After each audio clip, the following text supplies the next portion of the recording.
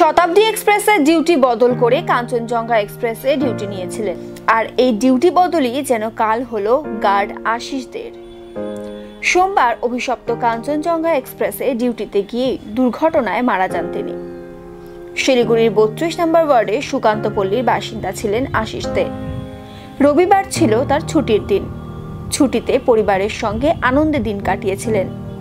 নিজের হাতে রান্নাও করেছিলেন তিনি।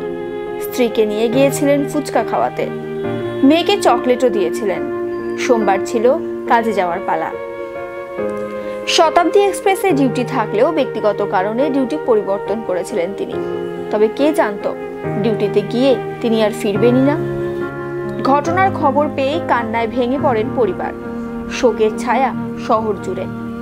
এদিন 32 নম্বর ওয়ার্ড কাউন্সিলর তাপস চ্যাটার্জি জানান, আমাদের ওয়ার্ডের একজন ভালো মানুষ আমাদের ছেড়ে চলে গেল। এই ঘটনা সত্যি খুব বেদনাদায়ক।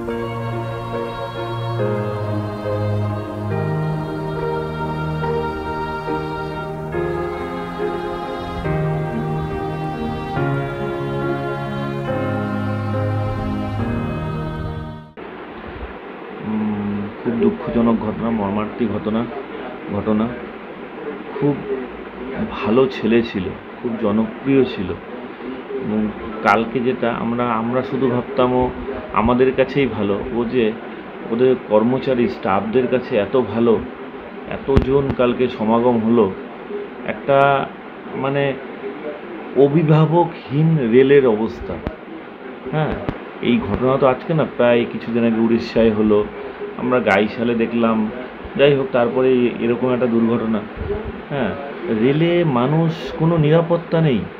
হ্যাঁ, আজকের ডেটে রেলে এত টাকার টিকিট কেটে সেই 10 টাকা করে স্টেশনে থাকতে হচ্ছে। এই তো পরিষেবা, 10 টাকা ঘন্টা দিয়ে স্টেশনে বসতে হয়।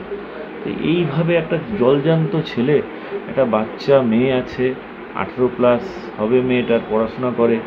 হ্যাঁ, বা একটা মানে কি বলবো, কম জন মিসেস চলে গেল।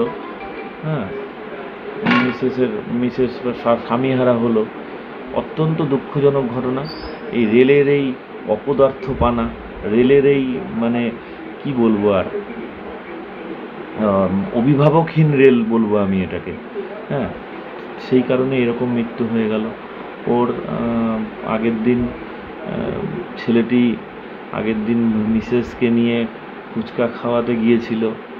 হ্যাঁ, কি মনে হলো, বললো যে কোনোদিন এইভাবে করে না। এমনি ওদের বন্ডিং খুব ভালো, দেখতাম ঘুরে বেড়াতো, এগুলো তো খুব ভালো ছিল। আগের দিন ফুচকা খাওয়াতে গেল, বাড়িতে বসে গান বাজনাও করলো, মেয়েকে চকলেট খাওয়ালো, ঠিক আছে। আবার বাবার ফাদার্স ডে ছিল সেদিন, সেই সমস্ত বলে পালন করলো, পরিবারের মুখ থেকে শুনলাম। হ্যাঁ, তো এইসব করে সে ও কাঞ্চনজঙ্ঘায় যায়। যাই হোক, শতাব্দী ছিল, ও শতাব্দীটা ক্যান্সেল করে কাঞ্চনজঙ্ঘা নিয়েছিল। যাই হোক, ওর বদলে আরেকজন থাকলে আরেকজনের মৃত্যু হতো। সবথেকে বড় কথা হচ্ছে যে গার্ড যিনি মারা গেছেন, হ্যাঁ, কন্টিনিউ সে 4 দিন ধরে নাইট করছে, কন্টিনিউ নাইট করে যাচ্ছে। এটা কেন হবে?